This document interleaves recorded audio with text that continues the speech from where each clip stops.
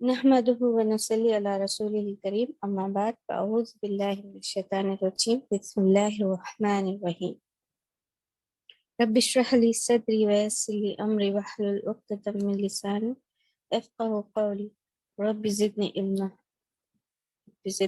اللهم فقهنا في الدين اللهم ارنا الحق حقا وارزقنا اتباعه وارنا الباطل باطلا وارزقنا اجتنابه. اچھا بچوں، ہم نے پچھلے سبق میں کیا پڑھا تھا آپ کو یاد ہے؟ نبوت کی چھٹے سال سے ہم نے 9 سال تک کور کیا تھا. چھٹے سال میں یعنی 6th ایئر آپ صلی اللہ علیہ وسلم جب نبی بنے، اس کے 6th ایئر میں ہوا 2 اہم شخصیات نے ایمان قبول کیا تھا. وہ کون تھے؟ صلی اللہ علیہ کیا تھے وسلم بچوں؟ کے چچا حمزہ رضی اللہ حمزہ اور ان کے اور عمر فاروق رضی اللہ عنہ. عمر رضی اللہ تعالیٰ عنہ اور حمزہ رضی اللہ تعالیٰ. حمزہ رضی اللہ تعالیٰ عنہ کا بھی ایمان کس طریقے سے لائے تھے؟ یعنی ابو جہل نے آپ صلی اللہ علیہ وسلم کو پیشانی پہ پتھر سے مار کر چوٹ کی تھی، اس کا بدلہ لے کر بھی حمزہ رضی اللہ تعالیٰ عنہ ایمان میں داخل ہو گئے تھے اور کہا کہ میں بھی ایمان لایا، کیا تم اب مجھ سے بھی جھگڑو گے؟ تو پھر اللہ کے رسول نے دعا کی تھی. پھر ایک واقعہ تھا جو ہم نے بیان کیا تھا کہ کس طریقے سے عمر فاروق رضی اللہ تعالیٰ عنہ ایمان لے کر آئے تھے، غصے کی حالت میں نکلے تھے، پھر بھائی بہن اور ان کے شوہر کو وہاں مارا تھا، سورۃ طٰہٰ کی آیتیں سنی، پھر آپ صلی اللہ علیہ وسلم کے پاس گئے. پھر ایمان قبول کرنے کے بعد انہوں نے کیا کیا؟ بہت بہادری کا ثبوت دیا. کیا کیا؟ خاموشی سے. جیسا کہ جب کیا تھا، مسلمان ڈر کے اپنا ایمان چھپا رہے تھے نا، لیکن عمر رضی اللہ تعالیٰ عنہ نے کیا کیا؟ اپنا ایمان چھپایا نہیں، جا کر اعلان کرنے لگے. جو بڑے ابو جہل، ان کے گھر پہ دستک دے کے بولے کہ میں ایمان لایا، اور بولے لوگوں تک فاسٹ یہ نیوز کیسا پہنچانا ہے. تو جمیل، عمر بن جمیل یا جمیل بن عمر ہے ان کا نام، وہ شخص نا مطلب اب ان کو کچھ بھی بات معلوم ہو گیا تو اپنے پاس نہیں رکھ سکتے تھے، سب کو بول لیتے، ان کو بے چینی ہوتی تھی، تو وہ شخص کو بھی جا کے بول دیتے کہ دیکھو میں ایمان لے کر آیا. تو وہ شخص چلا چلا کے جب بولتا تو سب لوگ جمع ہو جاتے، سب لوگ سے پھر فائٹنگ ہوتی. عمر رضی اللہ تعالیٰ عنہ مارتے مطلب آپس میں وہ لوگ لڑتے رہتے، صرف عمر رضی اللہ تعالیٰ عنہ اکیلے رہتے اور سوری بچوں، مشرکین کے لوگ آتے.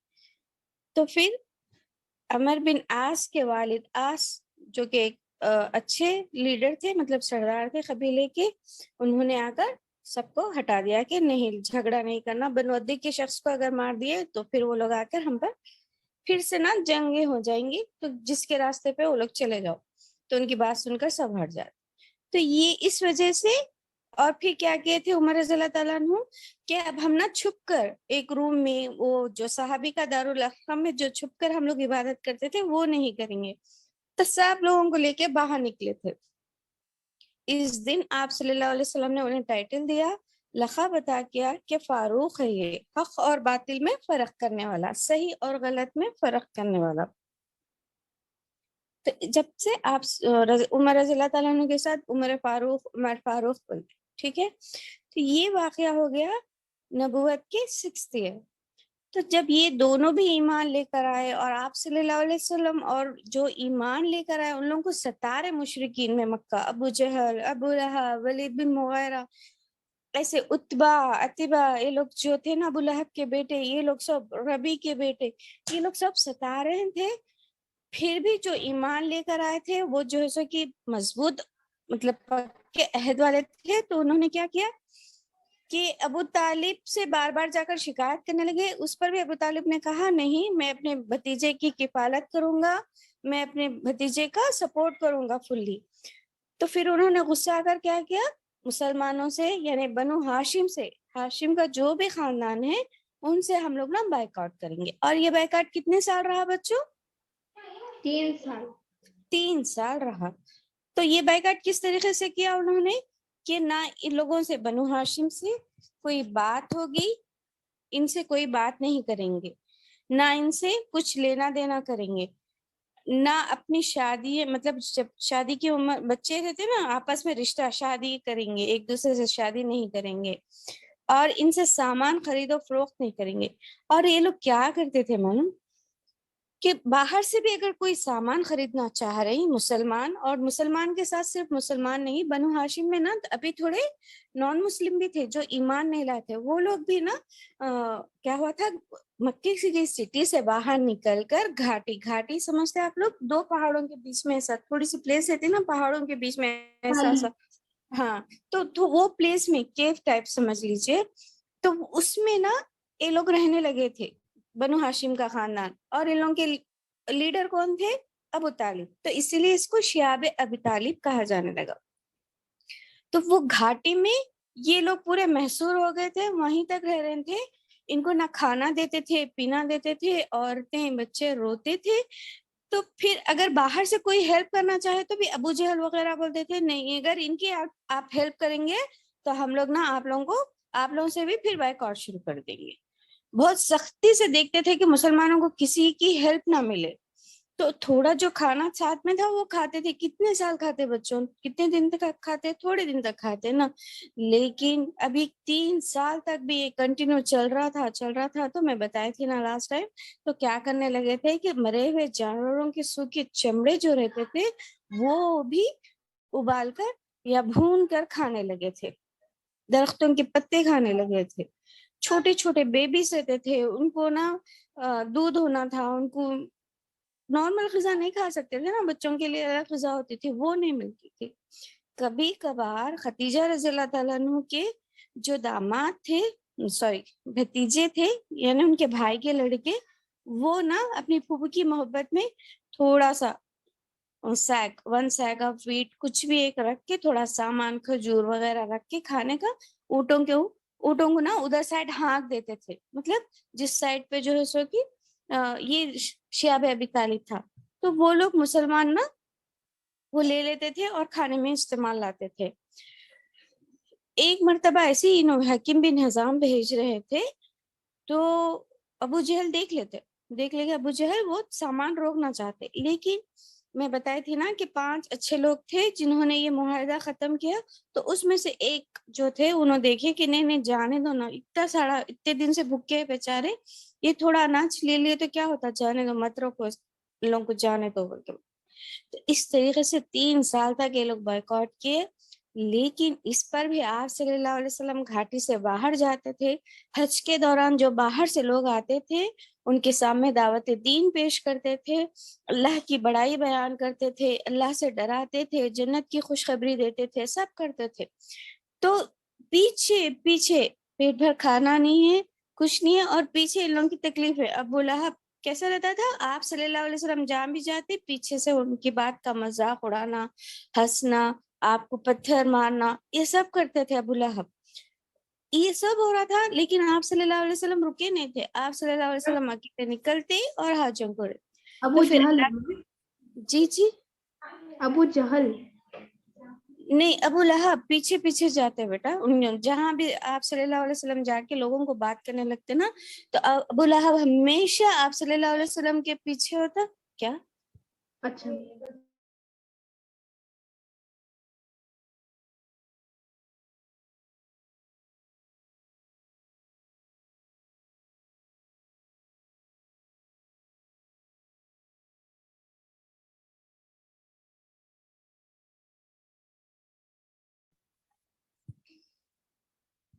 تو یہ چل رہا تھا. پھر اللہ کا کرنا ایسا ہوا، اور یہ معاہدہ لکھانے میں مطلب جو معاہدہ لکھے تھے کہ یہ کنڈیشنز لکھے تھے کہ ہم نہ ان سے بات کریں گے، نہ ان سے شادی کریں گے، نہ ان سے میل جول رکھیں گے، نہ ان سے کوئی سامان خریدیں گے، نہ ان کو سامان بیچیں گے. یہ سب کنڈیشن لکھ کے جو معاہدہ اگریمنٹ لکھا کے ایک پیپر پہ رکھے تھے نا، وہ لکھانے میں پیش لیڈر بڑا کون تھا؟ ابو جہل تھا. تو وہ کہاں پر لٹکائے تھے بچوں؟ کعبے کے دروازے پہ لٹکائے تھے. تو پھر یہ کیا ہو گیا، 3 سال ہو گئے تو اللہ کی طرف سے حکم ہوا کہ دیکھو وہ جو معاہدہ لٹکائے تھے نا اس کو نا کیڑے کھا لیے. کس کو ملی یہ خبر؟ آپ صلی اللہ علیہ وسلم کو. آپ صلی اللہ علیہ وسلم نے اپنے چاچا سے کہا کہ چچا اللہ تعالیٰ کی طرف سے میرے کو یہ مل گیا ہے کہ وہ جو معاہدہ لکھ کے رکھے تھے نا اس کو نا کیڑے کھا لیے ہیں, اس میں کچھ نہیں بچا, جو کنڈیشنز لکھے تھے وہ کچھ نہیں بچا سوائے اللہ کے نام کے. تو جب یہ بات ابو طالب بتانے کے لیے مکے کے پاس آ کر بیٹھتے تو یہ 5 لوگ جو ایک پلان کر لیے تھے کہ ان لوگوں کو نا اچھا نہیں دکھ رہا تھا کہ ہمارے لوگ, ہمارے مکے کی سٹی کے لوگ ایک باہر چلے گئے, وہ لوگ رو رہے ہیں کھانا کھانے, عورتیں رو رہے ہیں, بچے رو رہے, تو ان لوگوں کو بہت تکلیف محسوس ہو رہی تھی. تو یہ لوگ 5 لوگ پلان کر کے کیا کیے, کوشش کرتے آ کے لوگوں سے لڑتے, بحث کرتے. تو جب یہ بحث ہو رہی تھی ابو طالب بھی بولتے دیکھو یہ بحث ہو رہی, یہ 5 اچھے لوگ بتا رہے نا آپ کو یہ چیزیں, میرے کو بھی میرے بھتیجے یعنی محمد نے بتایا ہے کہ وہ جو پیپر لکھا ہوا ہے نا وہ پیپر معاہدہ وہ اس کو کیڑے نے کھا لیا ہے. اگر میرا بھتیجا سچا ہے تو تم لوگ ایک بائیکاٹ ختم کر دیں گے اور ہم لوگوں کو آزاد کر دیں گے. اگر نہیں وہ جھوٹا ہے تو معلوم ہو جاتا نا میں کہ میرا بچہ نبی, میرا بھتیجا نبی ہے یا نہیں ہے, تو میں کو تسلی بھی ہو جاتی. تو پھر سب مل کے چیک کرتے, وہ چیک کرے تو صحیح رہتا بالکل. آپ صلی اللہ علیہ وسلم کبھی جھوٹ بولے کیا, کبھی نہیں بولتے تھے. تو وہ صحیح میں پورا پیپر ختم ہو جاتا, صرف اللہ کا نام ہی بچا ہوا رہتا. تو سب کو اب تو یقین کر لے سکتے تھے نا کہ اتنی مطلب وہ ایک چیز میں لپیٹ کے ایسا اسکرول کر کے, آپ لوگوں کو آئیڈیا ہے پہلے زمانے میں کیسا پیپر کو اسکرول کر کے ایسا لپیٹ کے رکھتے تھے, تو اس طریقے سے رکھنے کے باوجود, اتنا لٹکا کے رکھنے کے باوجود بھی اندر کی خبر آپ صلی اللہ علیہ وسلم کو کون دے سکتے سوائے اللہ کے, کیونکہ ہر چیز کے بارے میں اللہ کو علم رہتا نا, ہر چیز اپنے دلوں میں بھی کیا ہے, اپن کس نیت سے رکھ رہے ہیں, ہمارے دل میں کیا ارادہ ہے, یہ سب اللہ کو معلوم ہے. تو وہ چیز بھی اللہ نے محمد صلی اللہ علیہ وسلم کو بتائی, محمد صلی اللہ علیہ وسلم نے اپنے چاچا کو بتائی. تو یہ چیز بھی کافی تھی کہ لوگ ایمان لاتے, لیکن انہوں نے کیا کیا, پسو پیش کیا, ٹھیک ہے ہم لوگ نا آپ کے بائیکاٹ ختم کر دیں گے. تو اس طریقے سے جب بائیکاٹ سے باہر آئے تو وہ کمزوری ہو گئی تھی, ابو طالب بہت ضعیف ہو گئے تھے, تقریباً 80 سال کی عمر تھی, تو ابو طالب وفات پا گئے. ابو طالب کے وفات پانے کے 3 مہینے کے بعد خدیجہ رضی اللہ تعالیٰ عنہ بھی وفات پا گئی. یہ سال کو آپ صلی اللہ علیہ وسلم نے کیا بنایا, غم کا سال. غم کا سال. جی, تو یہ تھا لاسٹ. ابھی ہم پڑھیں گے. تو یہ جب ہو گیا, یہ 2 میجر جو سپورٹس تھے خدیجہ رضی اللہ تعالیٰ عنہ اور ابو طالب. خدیجہ رضی اللہ تعالیٰ عنہ نے اپنا مال دیا, آپ صلی اللہ علیہ وسلم کا خیال رکھا, ہر وقت آپ صلی اللہ علیہ وسلم کو تسلی دیتی تھی. جب بھی آپ باہر سے تھک ہار کر آتے تھے تو گھر میں اچھے سے ان سے پیش آتی تھی, ان کے کھانے پینے کا خیال رکھتی تھی. ابھی ان کے بچے تھے, فاطمہ رضی اللہ تعالیٰ عنہ چھوٹی بچی تھی, اور کیا ہے زینب رضی اللہ تعالیٰ عنہ کی شادی ہو گئی تھی. رقیہ شادی کر کے عثمان رضی اللہ تعالیٰ عنہ کے ساتھ چلے گئے تھے. ام کلثوم تھے اور فاطمہ رضی اللہ تعالیٰ عنہ تھے. تو آپ صلی اللہ علیہ وسلم کو دینی کام بھی کرنا تھا, پھر گھر کے بھی چیزیں دیکھنا تھا, تو سب لوگ مشورہ دیتے. تو آپ صلی اللہ علیہ وسلم نے جب آپ 25 سال کے تھے تو 40 سال کی عمر کی خدیجہ رضی اللہ تعالیٰ عنہ سے نکاح کیا تھا. تو جب آپ صلی اللہ علیہ وسلم, یہ نبوت کا 10واں سال ہے, 10th year آف نبوت, یعنی آپ نبی بننے کے 10 سال میں. تو کتنے سال ہو گئے آپ صلی اللہ علیہ وسلم کو, 50 ایئرس. 50 ایئرس تک آپ صلی اللہ علیہ وسلم نے دوسری شادی نہیں کی. جب خدیجہ رضی اللہ تعالیٰ عنہ کا انتقال ہو گیا تو آپ صلی اللہ علیہ وسلم نے دوسری شادی کی, جن کا نام تھا سودا. کس سے شادی کی بیٹا, دوسری شادی کس سے کی, سودا رضی اللہ تعالیٰ عنہ. جی, پہلی بیوی کون تھی, خدیجہ رضی اللہ تعالیٰ. پھر اسی سال نبوت کے 10ویں ہی سال آپ صلی اللہ علیہ وسلم نے کیا کیا, حضرت عائشہ رضی اللہ تعالیٰ عنہ جو کہ ابو بکر صدیق کی بیٹی تھی, ان سے بھی نکاح کیا, لیکن رخصتی نہیں ہوئی تھی. وہ اپنے والد کے گھر میں ہی رہتی تھی, ابو بکر صدیق کے گھر میں ہی رہتی تھی, ابھی ان کا رخصتی نہیں ہوئی تھی, آپ صلی اللہ علیہ وسلم کے گھر نہیں آئے تھے. تو 10ویں سال آپ نے کتنی شادیاں کی, 2 شادی. پہلے سودا رضی اللہ تعالیٰ عنہ سے, دوسری شادی عائشہ.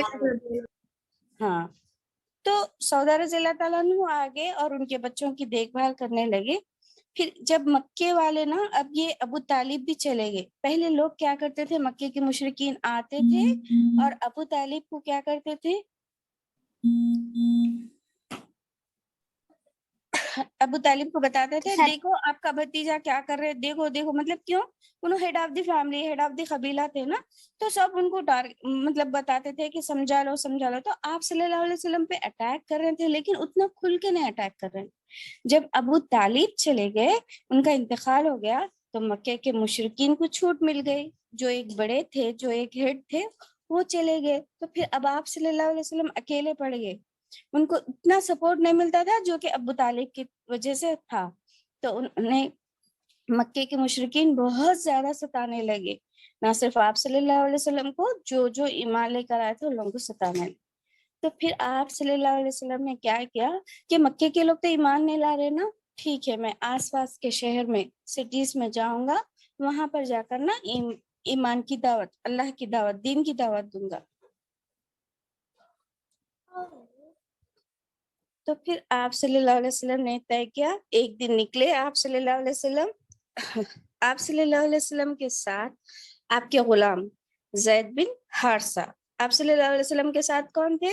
آپ کے غلام زید بن حارثہ. ان کو لے کر آپ صلی اللہ علیہ وسلم طائف کی طرف نکلے. کہاں پر نکلے؟ مکے سے طائف کی طرف نکلے. سفر کرے, راستے میں جو بھی قبیلہ ملتا وہاں پر ان کو دعوت دینے لگے اور کہنے لگے کہ ایک مطلب دعوت دین پہنچانے لگے. لوگوں نے انکار کر دیا.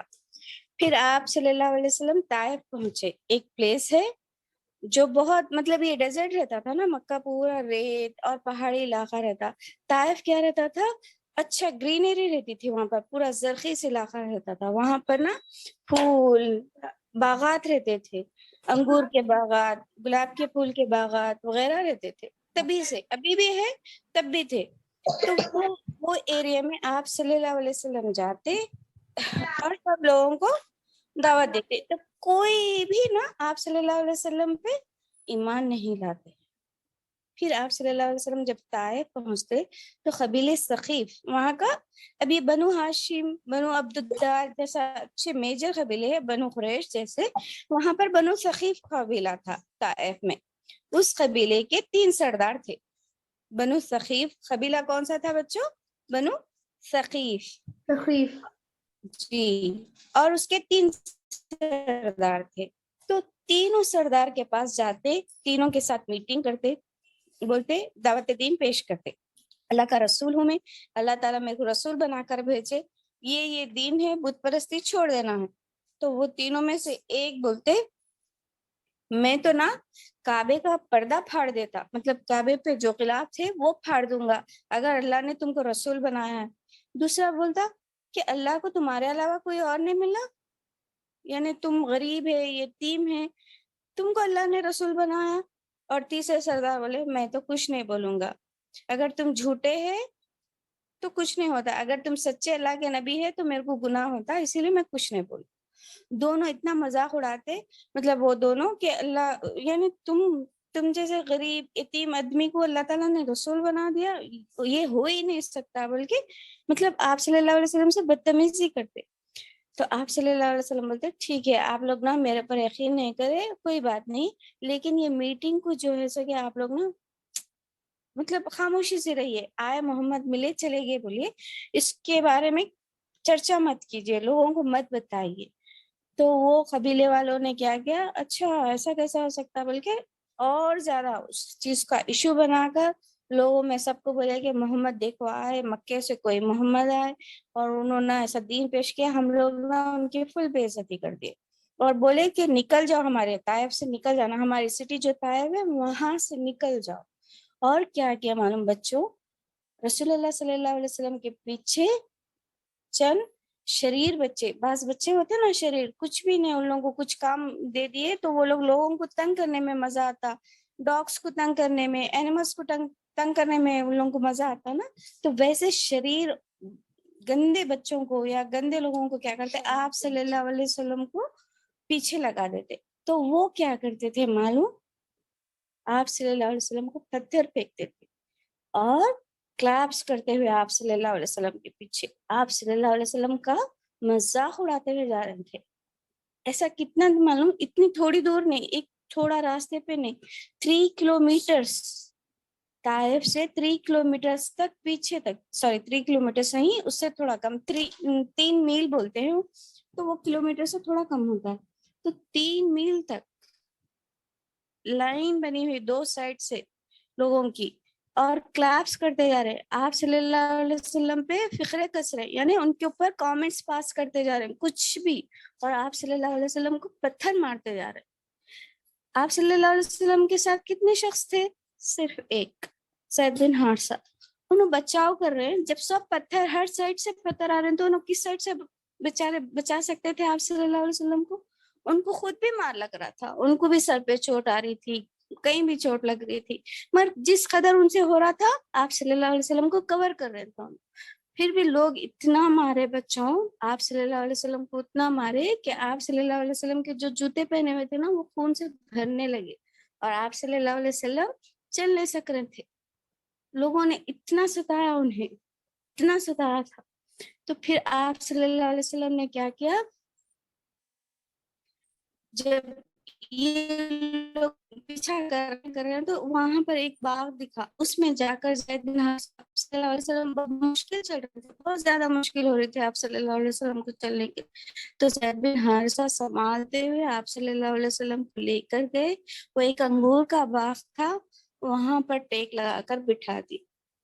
آپ صلی اللہ علیہ وسلم لہو لہوان تھے، آپ صلی اللہ علیہ وسلم کو خون بہ رہا تھا، آپ صلی اللہ علیہ وسلم بے ہوش ہو جا رہے تھے بہت زیادہ چوٹ آنے کی وجہ سے. تو پھر انہوں نے کیا کیا، وہاں پر کے جو مطلب جو مالک ان کو آپ صلی اللہ علیہ وسلم کو دیکھ کے نا تھوڑا سا ترس آ جاتا. تو ان کے پاس ایک غلام تھے عداس، وہ عداس کو بولتے ان کو کچھ انگور دے دو. تو جب وہ انگور لے کر آتے اور آپ صلی اللہ علیہ وسلم کو دیتے تو آپ صلی اللہ علیہ وسلم کو تھوڑا سا ہوش آتا. جی اب ٹھیک ہے جی میم. بچوں، اب آ رہی کلیئر ہے آواز؟ ہاں ٹھیک. تو عداس نے کہا، عداس نے انگور دیے، تو آپ صلی اللہ علیہ وسلم نے وہ انگور لے کر بسم اللہ کہہ کر کھانا شروع کیا. عداس تعجب ہو گئے، بولے یہاں کے لوگ تو کوئی بھی مطلب ایسا بسم اللہ بول کے نہیں کھاتے، آپ یہ کہاں سے سیکھے؟ تو رسول اللہ صلی اللہ علیہ وسلم نے بتایا کہ اللہ کا رسول ہوں میں، ایسا سمجھا. تو پھر عداس سے پوچھا آپ صلی اللہ علیہ وسلم تم کہاں کے رہنے والے ہو؟ تو وہ بولا میں نینوا کا باشندہ ہوں. اچھا تم جو یونس علیہ السلام کے امتی ہو نا؟ وہاں پر یونس علیہ السلام. عداس بولتے اچھا آپ کو کیسا معلوم؟ میں عیسائی ہوں، لیکن اب میں عیسائی ہوں، عیسائی مینس کرسچن، میں کرسچن ہوں، لیکن سچ میں جو سٹی سے رہتا تھا وہ سٹی کس کی تھی؟ یونس علیہ السلام کی. یونس علیہ السلام معلوم ہے بچوں آپ لوگوں کو؟ ہاں میں رہے 40. ہاں تو وہ شخص بولتے اچھا آپ کو یونس بن متا یعنی یونس علیہ السلام کیسا معلوم؟ تو آپ صلی اللہ علیہ وسلم فرماتے کہ یونس میرے بھائی ہے، وہ بھی نبی تھے اور میں بھی نبی ہوں، تمام نبی جو بھی ہے وہ آپس میں بھائی ہے. تو یہ سن کر عداس جو ہے کہ رسول اللہ صلی اللہ علیہ وسلم پہ جھک جاتا اور ایمان لے کر آتا. تو جب وہ مطلب وہ گارڈن کے جو اونرز تھے وہ لوگ بولتے کہ اچھا انہوں تو نہ آئے، ہمارے غلام کا دین بھی خراب کر کے چلے گئے بولتے، کیونکہ وہ لوگ عیسائی نہیں تھے، وہ لوگ مشرکین تھے. مکہ مدینہ طائف کے لوگ کیا تھے؟ مشرکین تھے، نہ وہ یہودی تھے نہ وہ کرسچنس تھے. اللہ کو مانتے تھے لیکن ساتھوں میں بتوں کو بھی پوجا کرتے تھے. تو یہ واقعہ تھا طائف کا. تو وہاں پر تھوڑی دیر آپ صلی اللہ علیہ وسلم آرام کیے، پھر وہاں سے چل پڑے. تو وہاں سے جب نکلے آپ صلی اللہ علیہ وسلم ایک دم مطلب مکے کے مشرکین اتنا تنگ کیے تھے مکے کے مشرکین. وہاں سے نکل کر آئے طائف میں تو لوگوں نے کیا کیا، کتنا ستایا آپ صلی اللہ علیہ وسلم کو، آپ صلی اللہ علیہ وسلم کو لہو لہان کر دیا. تو آپ صلی اللہ علیہ وسلم ایک دم غم سے نڈھال چور ہو کر جب آپ باہر جا رہے تھے، پھر سے واپس مکہ جا رہے تھے، تو اوپر نا بادل ایک دم سے سایہ نظر آیا. تو اوپر جب دیکھتے تو بادل پہ جبرائیل علیہ السلام رہتے اور آ کر آپ صلی اللہ علیہ وسلم کو سلام کرتے اور بتاتے ان کے ساتھ اور ایک فرشتہ رہتے، بولتے یہ فرشتہ پہاڑوں کا ہے، اگر آپ حکم دینا تو یہ سٹی جو سٹی ہے یہ 2 پہاڑوں کے بیچ میں ہے، اگر آپ حکم دے تو یہ فرشتہ کیا کرتا، یہ پوری سٹی کو دبا دیتے، مطلب تباہ کر دیتے۔ فرشتے کا جو مطلب پہاڑوں کے جو فرشتے رہتے انہوں نے بھی آپ صلی اللہ علیہ وسلم کو سلام کیا، بولے کہ آپ آرڈر کیجئے، آپ جو چاہے میں ان لوگوں کے ساتھ ویسی تباہی کروں گا، آپ لوگوں کو آپ کو اتنی تکلیف دیے نا یہ لوگ طائف کے لوگ، تو آپ صلی اللہ علیہ وسلم کیا کرے، اب ہمارے جیسے رہتے ہم کو کوئی ہرٹ کرے تو ہم لوگ کیا کرتے، ان کو اچھے سے پھر ہرٹ کرتے نا، ایک بات اگر ہم کو کوئی بولے تو ہم نا اچھے سے پھر دوبارہ بات کرتے، لیکن یہ آپ صلی اللہ علیہ وسلم تھے، کتنا سارا لوگوں نے ستایا لیکن آپ صلی اللہ علیہ وسلم نے کہا کہ نہیں ان کو مت مارو۔ اب یہ لوگ تو ایمان نہیں لے کر آئے لیکن اللہ نا ان کی نسلوں سے ایسے لوگ پیدا کرے گا، ان کی بعد کی جو جنریشن آئے گی شاید وہ ایمان لائے، تو اسی لیے نا ان کو مت مارو، ان کو کچھ سزا نہیں دیں گے۔ تو یہ بالکل صحیح تھا، اس کے بعد جو جنریشن آئی وہ بہت اچھے مسلمان ہوئے، ان کے تھرو ہی انڈیا میں پاکستان میں اسلام آیا۔ محمد بن قاسم جو تھے وہ قبیلے ثقیف سے ہی تعلق رکھتے تھے۔ تو پھر کیا ہوا، آپ صلی اللہ علیہ وسلم وہاں سے نکلے تو ایک پلیس کا مقام تھا وادی نخلا، وادی نخلا میں آپ وہاں ہے، اس پر کیا ہوا، آپ صلی اللہ علیہ وسلم کے پاس ایک جماعت آئی، اور یہ جماعت یعنی گروپ آف پیپل، ایک گروپ آف پیپل آئے تھے، جماعت آئی تھی۔ یہ جماعت کیا تھی، آدمیوں کی نہیں جنوں کی جماعت تھی۔ جن سمجھتے جو آگ سے بنے، یہ جن آئے تھے، اللہ تعالیٰ نے انہیں بھیجا تھا، تو پھر آپ صلی اللہ علیہ وسلم نے ان کو اسلام پیش کیا کہ ایک اللہ کی عبادت کرو، یہ قرآن ہے مجھ پہ نازل ہوا وہ ہے، تو ان کی تعلیمات، پھر جنہوں نے آپ صلی اللہ علیہ وسلم پر ایمان لایا اور قرآن سیکھا۔ دیکھیے اللہ تعالیٰ یہاں پر تسلی دے رہے ہیں کہ ٹھیک ہے ہیومن بینگز جو ہے وہ آپ کو ستا رہے، آپ کی بات نہیں سن رہے، ایک اسپیشل اسپیشیز ہے جو جن ہے جو کسی کو نظر نہیں آتے لیکن پھر بھی ان کو دعوت دے رہے، تو یہ ایک تھوڑی تسلی تھی آپ صلی اللہ علیہ وسلم کے لیے، اللہ تعالیٰ نے ان کو دی تھی۔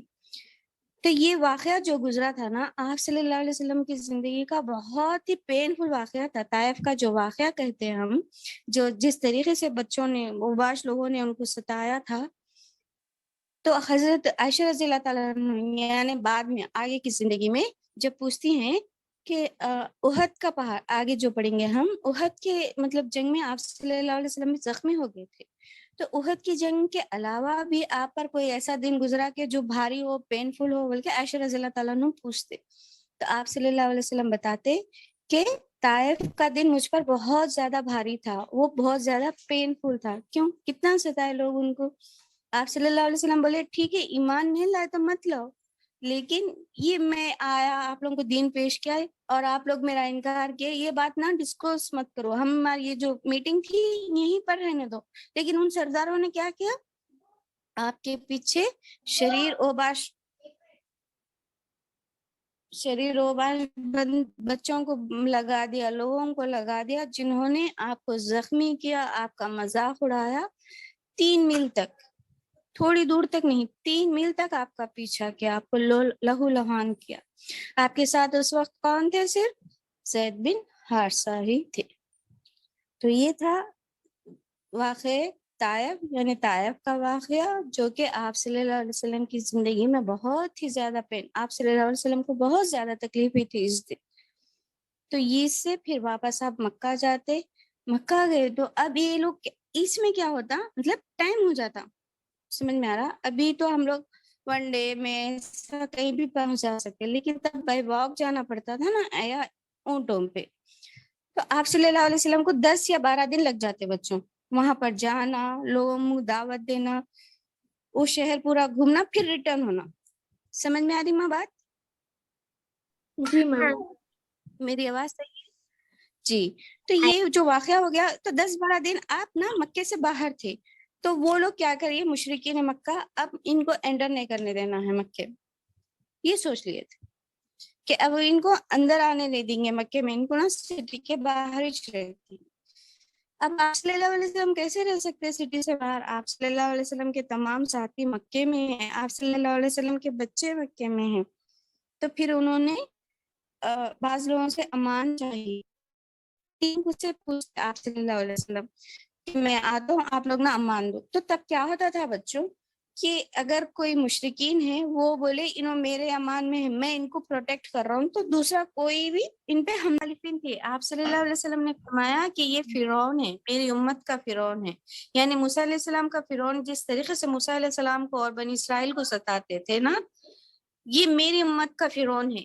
اتنا ستاتے تھے ابو جہل الگ ہے، ابو لہب الگ ہے، دونوں نا بہت شدت سے ایکسٹریملی بہت زیادہ ان کو ستاتے تھے آپ صلی اللہ علیہ وسلم.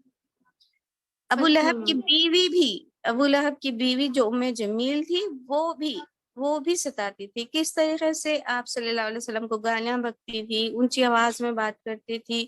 آپ صلی اللہ علیہ وسلم کے راستے میں کانٹیاں بچھا دیتے تھے، کانٹے مطلب تاکہ آپ کے پیر زخمی ہوں، اس قدر ستاتے تھے. آپ صلی اللہ، یہ پڑوسی بھی تھے، ابو لہب جو تھے نا سگے چاچا، وہ پڑوسی بھی تھے.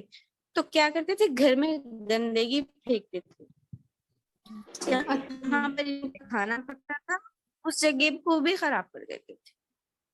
ابو جہل آپ صلی اللہ علیہ وسلم کو اٹیک کرتے تھے اور لوگوں کو گیدر کر کے آپ صلی اللہ علیہ وسلم کے خلاف کرتے تھے کہ ان کو نا کچھ بھی کر دینا ہے، ان کو ختم کر دینا ہے، ان سے بہت زیادہ ہو جا رہا ہم لوگوں کو، بہت یہ ہمارے باپ دادا کے دین سے بالکل الگ ہے. تو ایک واقعہ یہ ہے، کیا ہوتا معلوم بچوں، رات کا وقت رہتا، آپ صلی اللہ علیہ وسلم نا تلاوت کرتے رہتے.